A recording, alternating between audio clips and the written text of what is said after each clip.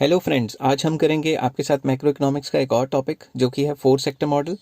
तो इस मॉडल में क्या होगा, under this we will discuss the working of an economy. Economy की वर्किंग को डिस्कस करेंगे, जिसमें हाउस होल्ड सेक्टर है, गवर्नमेंट सेक्टर है, प्रोड्यूसर सेक्टर है, मनी मार्केट भी है और सबसे important rest of the world sector है। Rest of the world sector को एक्सटर्नल सेक्टर भी कहते हैं। ठीक है, तो यहाँ से मैं ब्रैकेट उड़ा देता हूँ, थोड़ी कभी कभी स्पीड में हो जाती गलती। तो एक्सटर्नल सेक्टर बेसिकली वो सेक्टर होता है जो एक्सपोर्ट इंपोर्ट से डील करता है। तो अगर आपने थ्री सेक्टर मॉडल नहीं देखा तो पहले थ्री सेक्टर मॉडल पे जाइए, उसी का एड ऑन वर्जन है ये वाला सेक्टर। तो उसका लिंक मैं डिस्क्रिप्शन में दे दूंगा। तो सबसे पहले हम बनाते हैं गवर्नमेंट सेक्टर। तो मैंने यहाँ लिख दिया गवर्नमेंट सेक्टर, शॉर्ट फॉर्म लिख दिया। आप शॉर्ट फॉर्म मत लिखना पेपर में, कोशिश करना कि आप शॉर्ट फॉर्म ना लिखो। तो इस साइड लिख देते हैं प्रोड्यूसर सेक्टर, प्रोड्यूसर सेक्टर। ठीक है, और इस साइड लिख देते हैं अपना house hold sector, house hold sector. और बीच में डाल देते हैं मनी मार्केट, क्योंकि मनी मार्केट ने सबसे लेनी देनी मतलब लेना देना करना ही है ना। तो यहाँ लिख देते हैं मनी मार्केट।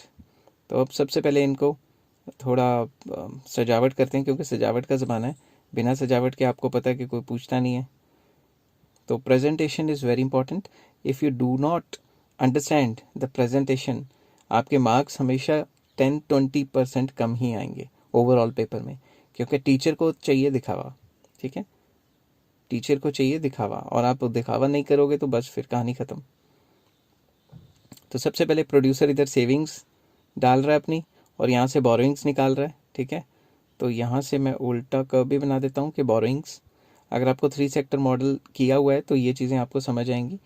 तो इसके बाद हाउस होल्ड भी यही कर रहा है। मैं शॉर्ट फॉर्म लिख दूंगा, चलो फुली लिख देता हूँ, सेविंग्स बोरोइंग्स। यहाँ पे तो जगह यहाँ पे लिख देता हूँ, गवर्नमेंट वाले में लिख लूँगा शॉर्ट फॉर्म। तो सरकार अपनी सेविंग्स डालती है और बोरोइंग्स लेती है। यहाँ तक आई होप आपको समझ आ गया होगा। नेक्स्ट चलते हैं, पेन का कलर चेंज करते हैं थोड़ा। और अब सॉरी, गला बैठ गया था। टैक्स, प्रोड्यूसर सरकार को क्या देता है? टैक्स। ये भी तो टैक्स देता है। इसके बदले गवर्नमेंट इसको क्या देती है? सब्सिडी।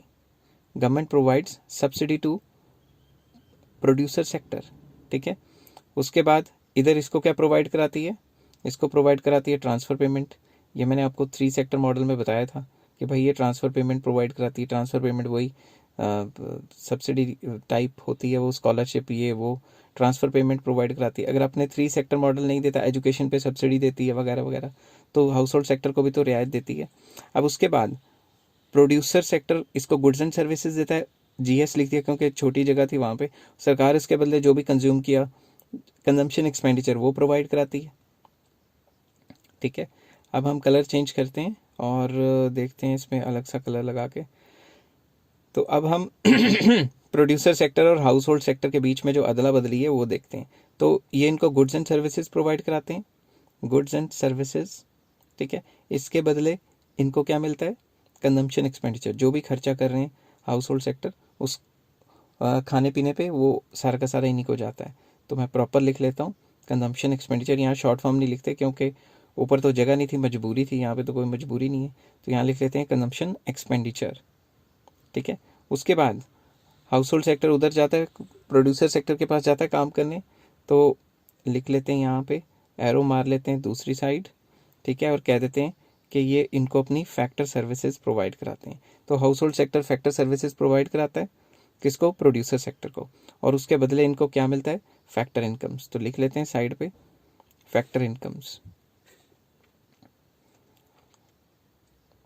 यहाँ तक तो भाई थ्री सेक्टर मॉडल ही था, तो आपको बोले थ्री सेक्टर मॉडल ही है। बस इसमें एक चीज़ ऐड ऑन होगी, वो है rest of the world sector या एक्सटर्नल सेक्टर, कुछ भी आप लिख सकते हैं, एक्सटर्नल सेक्टर या rest of the world sector, rest of the world sector. ठीक है, इसको थोड़ा बॉक्स बुक्स टाइप या फिर क्लाउड टाइप बना देते हैं। अब rest of the world sector basically क्या करता है?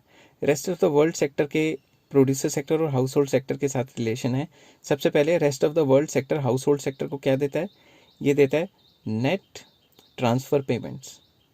आपको मैंने बताया था ट्रांसफ़र पेमेंट्स वो पेमेंट्स होती हैं जो वन साइडेड पेमेंट्स होती हैं, विदाउट एनी मतलब कोई काम किए, यूनिलेटरल पेमेंट्स। तो नेट ट्रांसफ़र पेमेंट्स कहाँ जाती हैं? सारी की सारी हाउस होल्ड सेक्टर में। जैसे बाहर से स्कॉलरशिप्स आती हैं वगैरह वगैरह, बेनिफिट्स आते हैं। उसके बाद house hold, rest of the world sector house hold को एक और चीज़ देता है जो है नेशनल इनकम का important part, net factor income from abroad. Net factor income from abroad. अब ये नेट ट्रांसफ़र पेमेंट और ये जो net factor income from abroad है, ये जो नेट है इसका मतलब क्या है, मैं आपको थोड़ा सा एक्सप्लेन करता हूँ। ये जो नेट है इसका मतलब होता है जो बाहर से पैसे आए माइनस जो बाहर पैसे गए, ठीक है। इसका मतलब है जो बाहर से पैसे आए हमारे कंट्री में माइनस जो बाहर गए, जो नेट बचा ना वो है हमारे पास। हमने भी तो कई कंट्रीज़ को ट्रांसफ़र पेमेंट देनी है और हमारे यहाँ भी तो क्या कहते हैं, बाहर से लोग आके काम कर रहे हैं, तो पॉजिटिव भी हो सकता है नेगेटिव भी हो सकता है। चलिए आगे चलते हैं। प्रोड्यूसर सेक्टर और इन सेक्टर का क्या लेना देना है अभी बताता हूँ। Producer sector rest of the world sector से जो भी सामान मंगवाता है उसके पैसे बाहर भेजता है। तो जो भी इन्होंने इंपोर्ट करा है उसके पैसे बाहर गए, जिसको हम कहते हैं इंपोर्ट रिसीट्स। सिमिलरली हमारा प्रोड्यूसर सेक्टर भी तो बाहर एक्सपोर्ट करता है माल, उसका पैसा प्रोड्यूसर सेक्टर को जाता है और उसे कहते हैं एक्सपोर्ट रिसीट्स। तो इस तरीके से ये 4 सेक्टर मॉडल हमारा कंप्लीट होता है। तो आई होप ये सारी चीज़ें आपको समझ आ रही होंगी। अगर समझ आ रही हैं तो प्लीज़ आप लाइक कीजिए, शेयर कीजिए, सब्सक्राइब कीजिए, और अगर जहां आपको नहीं समझ आती आप पॉज कर करके एक एक चीज़ हाथ से बनाएं साथ के साथ। ये सिविल सर्विसेज के लिए बहुत इंपॉर्टेंट है, यूपीएससी वगैरह के लिए और ग्रेजुएशन हर एक लेवल के लिए इंपॉर्टेंट है मैक्रो इकोनॉमिक्स। तो take care, have a nice day, please like share and subscribe.